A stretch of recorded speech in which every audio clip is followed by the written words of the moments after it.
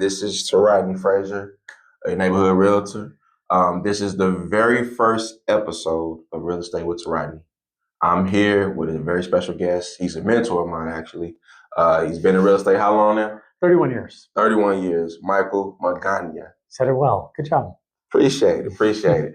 So I wanted to take time out to explain the role of a realtor because in today's society, you have a lot of different things and a lot of different companies coming, and there is pretty much like an attack on face-to-face business. So today I just wanted to talk with you and explain to everybody the role of a realtor. So question number one would be that very thing. What is a role? What is the role of a realtor? The role of a realtor in most situations is representing a buyer or seller. Okay. Actually, that is the main thing. We're representing buyers and sellers. Okay. And the main role we have, if we represent a seller, is to present your property for sale. And I like to tell people that I turn brick and mortar into cash. So, you basically take the equity that's in the house, the cash that's in the walls, and we turn it into cash for those people to do the next thing or whatever that is. Okay. Representing buyers, we do the same thing, but for buyers, and we have buyers' interest in mind, so that we, bring to the buyers sometimes a little bit more, especially if you're a first-time home buyer. When you're representing a seller, they've at least got the house. Sometimes you're representing estate. Sometimes you're representing people who've never been in homes. Whatever. I'm getting off the subject. Okay. No, I understand. But when you represent buyers or sellers, and you take them through a complicated process to get to the point where they have the cash to when they sell it, or when they're buying it, they're moving into their first home, or they're selling, whatever their home is, wherever the position in life, that you take them, and we like to say, the old people like to say, we shepherd them through the process. Yeah. Because it is a process and it can be difficult. And if you've never done it before, if you've only done it once and you hadn't done it in 15 years, things change. And it's always nice to have somebody take you through the many, many hurdles that it takes to get to a home. Yeah. And speaking of that, okay, so what is the main difference being a personable realtor versus like a one-stop shop, like a Rocket Mortgage or a Zillow who wants to do everything of the transaction? What is the major difference? Why would somebody work with a realtor versus working with them? The relationship. Okay. That's the biggest difference, is that we have the one-on-one, this one-on-one. You should have that with your agent. You should have that with your mortgage person, as far as I'm concerned. And what I bring and what you bring to the table is professionalism. And it's not just my professionalism, but the people that I'm associated with. So my lenders, the inspectors, appraisers, surveyors, repair people.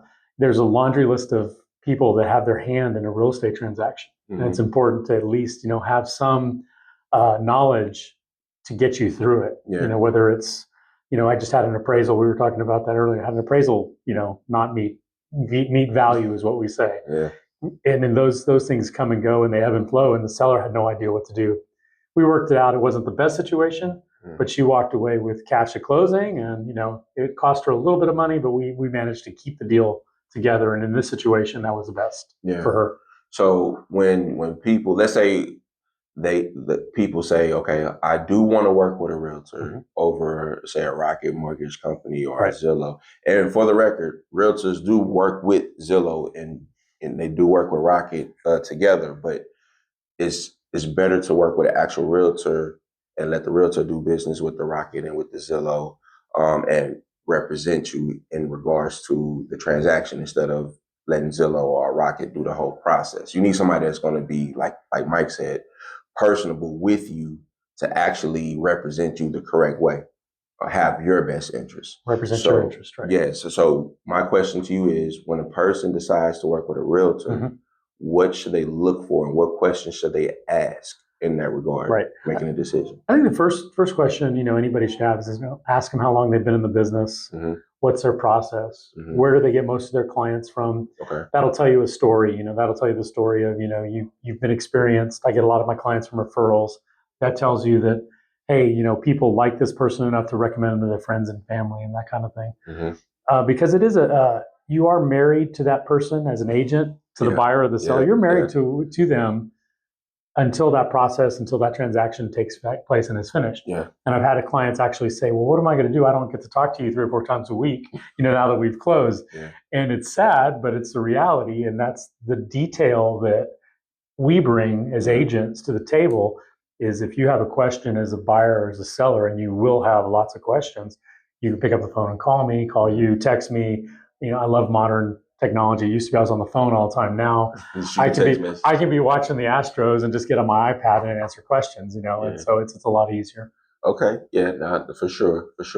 So, for all the realtors out there, what's some things that they can do, just given the climate that we're in, as far as with the real estate industry? What's some tips you can give to realtors who may watch this and say, okay, everything he's saying is true, but how can I grow my business, or how can I be more personable with my clients that I have? It's a very good question. There's a million different ways to do this business.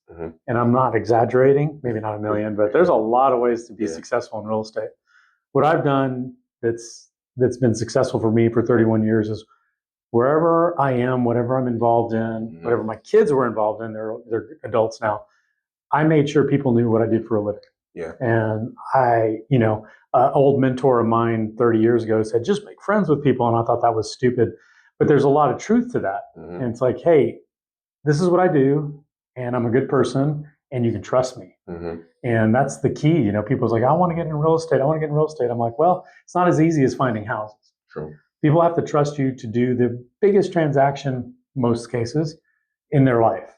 And so it's really important that you have that personal relationship and have somebody that, you can call, that you can trust, that you feel comfortable, being responsible for the biggest purchase in your life, possibly, or the biggest sale, or whatever it is, and whatever your situation is.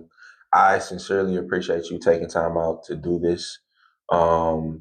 This is a good friend of mine. He's always kind enough to give me free game and to show me things or little nuances that he see in the marketplace. How can people get a hold of you if they have a question, or if they wanted to set up a meeting with you?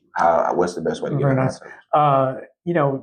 I'm old school, so I tell people, if you Google me, I come up. That's Michael Magana, HAR.com.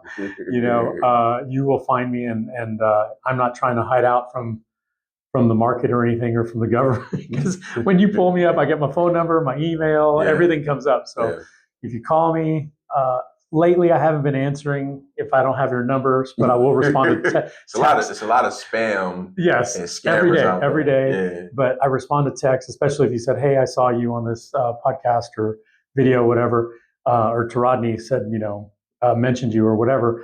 I'll respond to that. Yeah. And voicemail, I know I'm old, and I know you probably don't use it, but if you said, "Hey, I saw you, and can you call me back?" I'll probably call you back within a couple of minutes. There you go. That's been one of my goals for a long time in 30 years is I get back with people. Right before we set up, one of my clients said, "Hey, can you call me?" And I said, "Sure, give me about, give me a half hour, 30, and that communication is important to me. So if you call, if you text, if you email, I will respond. Okay. There you have it. This is the very first episode, Real Estate with TaRodney. My good friend, good mentor, been in the real estate game for 30 plus years. Michael Magana. Magana, right? Magana. Like lasagna. All right. So thank you guys for tuning in.